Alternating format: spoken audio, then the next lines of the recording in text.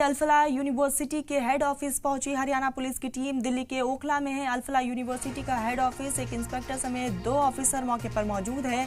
Haryana SIT 1 घंटे से लगातार पूछताछ कर रही है। आपको बता दें कि 1 घंटे से भी ज्यादा हो चुका है और लगातार पूछताछ हो रही है। तो सुबह से ही वहां पर एसआईटी की टीम मौजूद है। तो अल-फलाह यूनिवर्सिटी के हेड ऑफिस ओखला में मौजूद है, जहां हरियाणा पुलिस की टीम, एसआईटी की टीम वहां पर मौजूद है।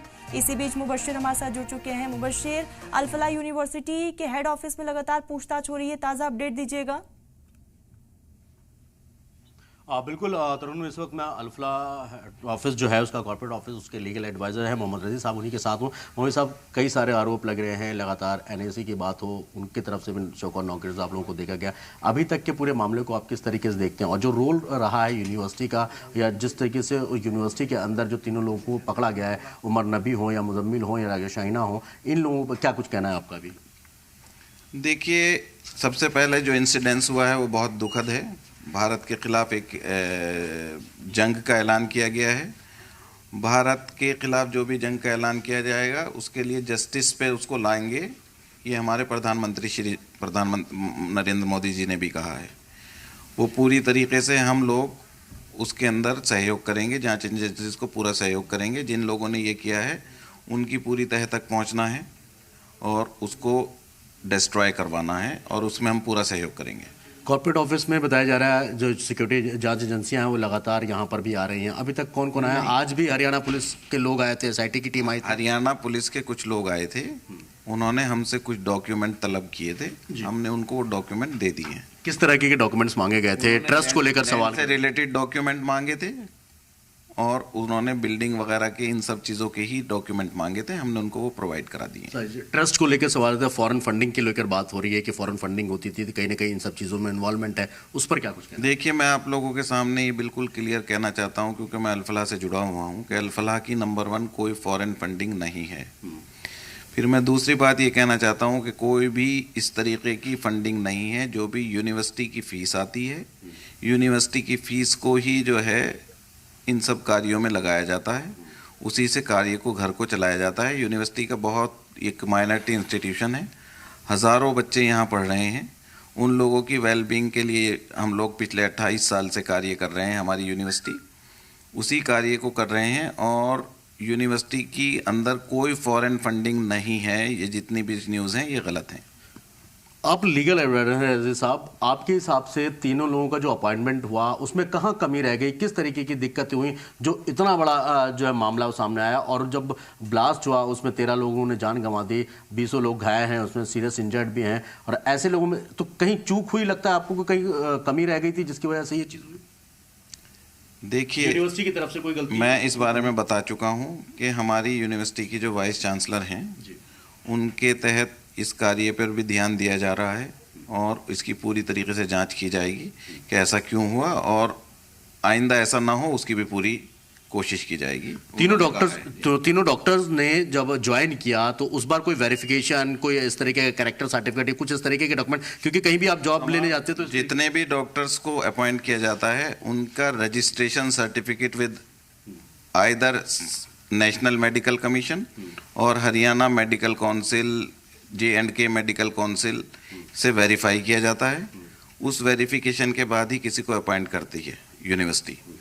तो उसमें कहाँ चूक हुई है, इसके बारे में यूनिवर्सिटी की हमारी वाइस चांसलर साहिबा उस चीज़ को देखेंगी। तीनों लोग कितने दिन से थे यहाँ पर यूनिवर्सिटी में, और उनका दोनों जो रूम? हाँ, मेरे पास ये इत्तला नहीं है कि कितने दिन से थे, लेकिन ये मुझे ये मालूम नहीं कि कितने दिन से वो यहाँ पर। जांच एजेंसियों ने यूनिवर्सिटी के 2 कमरों की तलाशी ली, जिसमें 2-3 डायरी मिली है, कमरा नंबर 4 और कमरा नंबर 13 वहाँ कहते हैं। लेकिन यूनिवर्सिटी की तरफ से पहले एक बयान दिया कि यूनिवर्सिटी से किसी चीज़ की बरामदगी या कुछ ऐसी चीज़ें नहीं मिली।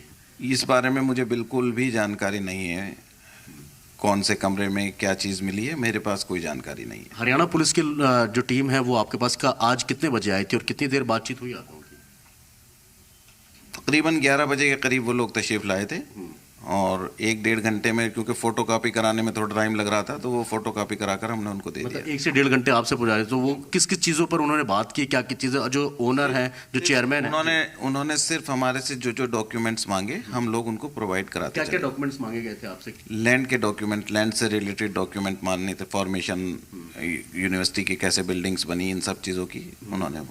जो चेयरमैन है जवाद सिद्दीकी साहब, उनको ऊपर एक आगे, उनको पहले उनके ऊपर कई सारे मामले थे, हालांकि बीच में ये भी है कि वो सारे मामले एक्विटल हो गए थे। इसमें कितनी सच्चाई और क्या है पूरा मामला, थोड़ा सा उसका डिटेल में अगर बताओ। देखिए, जितने भी अगर कोई केस उनके ऊपर हुए थे तो बाज़ाब्ता ऑनरेबल कोर्ट के द्वारा उनको बरी किया गया है। ठीक है, कोई भी मामला उनके अगेंस्ट में पेंडिंग नहीं है, उन्हें बाइज्जत बरी कर दिया गया था सब केसेस के अंदर।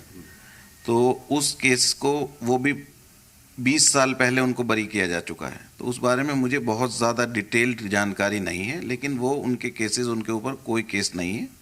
He is a very clean image person. अरे सब एक अहम सवाल है आप, क्योंकि आप लीगल एडवाइज़र हैं यूनिवर्सिटी के, आपको लगता है ना कि अगर फ्यूचर में या इससे पहले भी थोड़ा सा सतर्कता बरती जाती है तो शायद इतना बड़ा मामला नहीं आता और यूनिवर्सिटी का नाम इस तरीके से नहीं आता? इस बारे में मैं देखिए कैसे कह सकता हूँ, क्या कह सकता हूँ। बिल्कुल 100% जो भी हुआ है वो बहुत दुखद है। जी हाँ।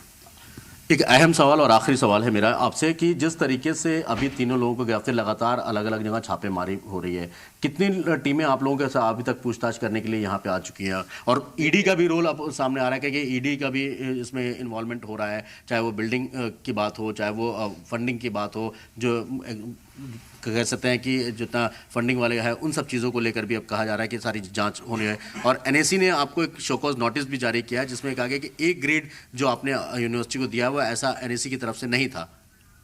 देखिए, हमारे पास सिर्फ फरीदाबाद पुलिस आई थी और उन्होंने जो डॉक्यूमेंट मांगे, ये मैं बात बता चुका हूँ, उनको दे दिया है। नेक के बारे में मेरी जानकारी नहीं है। वेबसाइट बंद कर दी गई है अभी फिलहाल यूनिवर्सिटी। वेबसाइट कोई यूनिवर्सिटी की मेरे उसकी बात की जानकारी नहीं है। वेबसाइट यूनिवर्सिटी की चल रही होगी, चल रही है शायद। ठीक है, बहुत बहुत शुक्रिया हमसे बात के लिए। तो साफ तौर पर जिस तरीके से जो लीगल एडवाइजर है अल-फलाह यूनिवर्सिटी के तरनूम, उन्होंने साफ तौर पर कहा कि बहुत सारी चीजें ऐसी हैं जो हरियाणा पुलिस ने हमसे मांगी थी, चाहे वो बिल्डिंग को लेकर हो, चाहे वो कंस्ट्रक्शन को लेकर हो, जिस तरीके की चीजें जो भी डॉक्यूमेंट्स मांगे गए तो उनको प्रोवाइड कर दिए गए हैं फिलहाल। तरन्नुम। बिल्कुल मुबशिर, और मुबशिर क्या लगता है अब आगे किस तरीके से कार्रवाई को अंजाम दिया जाएगा? क्या अभी भी आगे अल-फलाह यूनिवर्सिटी में तहकीकात हो सकती हैं?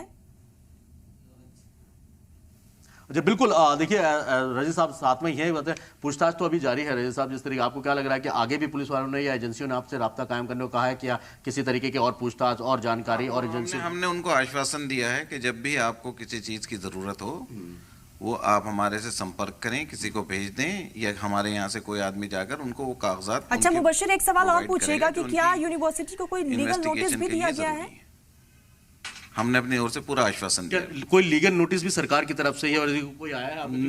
नहीं, मुझे इस बात का बिल्कुल भी कोई हमारे पास इस तरह का नोटिस प्राप्त नहीं हुआ, अभी तक नहीं आया। तरुण, जैसे कि रईस साहब बता रहे हैं कि अभी तक कोई भी इस तरीके का लीगल नोटिस अभी फिलहाल नहीं आया। हालांकि एनएसी को लेकर कहा गया कि शोकॉज नोटिस जो है वो जारी किया गया कि ए ग्रेड कैसे नहीं, अभी जब जो अभी तक खबर आ रही है निकल के, वो आपने नहीं कहा, लेकिन एनएसी ने जो है शोकॉज नोटिस जारी किया, ऐसे खबर आ रही है सारी। तो तरन्नुम, जिस तरीके से लीगल नोटिस की बात हो या फिर और दूसरे डॉक्यूमेंट, हरियाणा पुलिस लगातार जांच इस बात की कर रही है कि और किस तरीके से तथ्य जुटाए जाए। अच्छा मुबशिर, एक सवाल और पूछेगा कि अब कानूनी तौर पर यूनिवर्सिटी का अगला कदम क्या हो सकता है?